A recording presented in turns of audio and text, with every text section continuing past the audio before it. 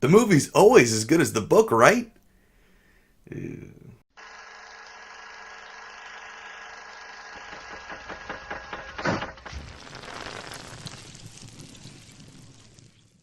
I get it. Making movies about books doesn't work well a lot of the time. And a lot of these books that I'm about to talk about actually have already been made into movies, just very poorly. These are just 5 great stories that I know deserve a good movie made about them. And it's a shame that they either never got one or got some crappy movie that had nothing to do with the original plot. So today, I'm going to be counting down 5 books that should be made into movies. Number 5. The Dane Chronicles. The Dane Chronicles were written by Lloyd Alexander. They're a collection of 5 books. They're a collection of 5 books that includes The Black Cauldron, which was made into a movie. Sort of. The Disney version of The Black Cauldron, as much as I love it, is very loosely based on the book. And The Black Cauldron isn't even the first book, it's the second one. The movie was criticized for being too dark and for just copying off of The Lord of the Rings, which, to be fair, it was. The book, however, did copy off of it, but not as much. It was written in a very similar style and around the same time, and therefore had a lot of similar characters and themes in it. Just like every young adult novel in recent history was based off of either Harry Potter or The Hunger Games. However, the book added enough differences that it was worth reading, and it was a great story. The movie, however, cut out basically everything that made it different and interesting, just leaving us with a basic story and characters we don't really care about. Nothing at all like the original books that I loved growing up. Number 4. Timeline. Now, the number 4 slot could actually just be every Michael Crichton book written ever, and I was trying to decide primarily between Timeline and State of Fear, but unfortunately I'm lending out both of those books right now, so what I have with me is Jurassic Park, which is one of the only Michael Crichton books that's actually been made into a good movie. But I thought this way at least you'd know who Michael Crichton is. He's that guy.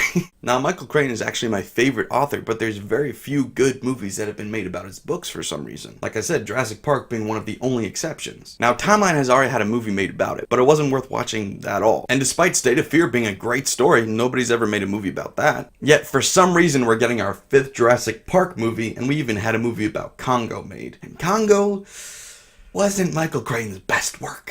Michael Crichton was actually a scientist before he was an author, and he always includes very in-depth intellectual scientific reasoning into his books. His writing is so detailed, he often writes like a researcher rather than an author. But for some reason, that rarely makes it into the movies. Ever since the success of Jurassic Park, his name's been associated with blockbusters. So we get all of these really crappy movies that oversimplify these complex stories that he was telling, which explains the mess that was Timeline, and why no producers will get anywhere near State of Fear. State of Fear is a noir-style mystery about the corruption among the scientific community. It talks about the bribery and the threats that scientists have to deal with when they go against the agenda, and in the case of this novel, even sometimes killing them. And on top of all that, Michael Crichton died shortly after writing this book. Number 3. Bone. Bone was written by Jeff Smith and has a massive cult following. It's personally my favorite graphic novel series ever written. It's drawn in a style that's reminiscent of Disney cartoons, and the story even starts pretty light and carefree. But then somewhere around book 3 or book 4, that's when it takes a turn for the darker side. And it's honestly one of the most original and creative stories I've ever read in my life. It's a brand new world of creatures and characters like you've never seen before. It's got a perfect balance of comedy, fantasy, action, romance, everything. Number 2. Insomnia. Stephen King adaptations don't always go the best, especially when Stephen King is involved in the actual filmmaking process. But for this, just try to imagine a Green Mile or Shawshank Redemption type Stephen King movie. For that matter, while we're at it, why don't we just get Frank Darabont to direct it? This book is definitely written the same style as The Green Mile, but honestly, I think I like this even more than The Green Mile. I don't really know how to explain this too well, but I think you guys get it. When Stephen King's off, he's off, but when he's on, and he was on for this one. It's his typical fantasy horror style of writing, but it's also one of his most creative stories that I've ever heard. The story's about everything that goes on around us every day that we don't see because it's behind the scenes. If you haven't yet, it's definitely worth a read, and it definitely should be made into a movie. Number 1. The Adventures of Tintin. The Adventures of Tintin are the most famous work by the French cartoonist Hergé. And I know what you're thinking. We just had a Tintin movie.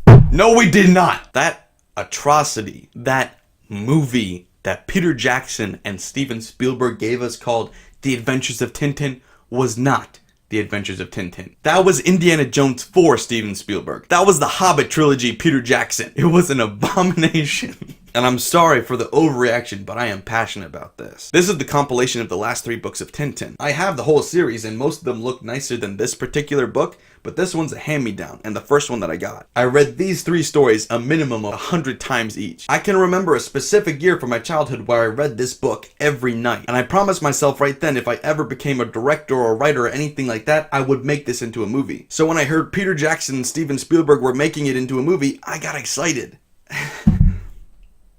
And then we got that.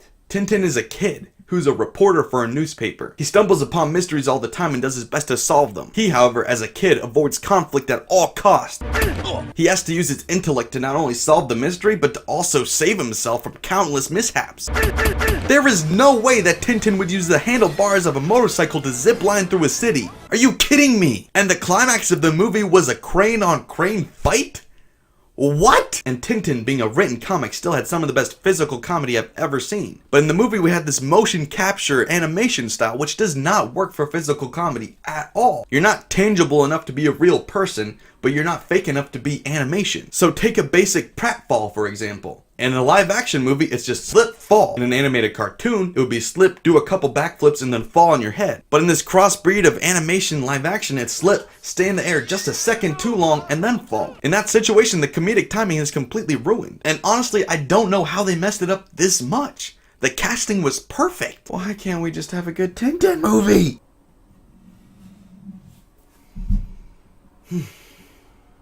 So there you have it. That's my list.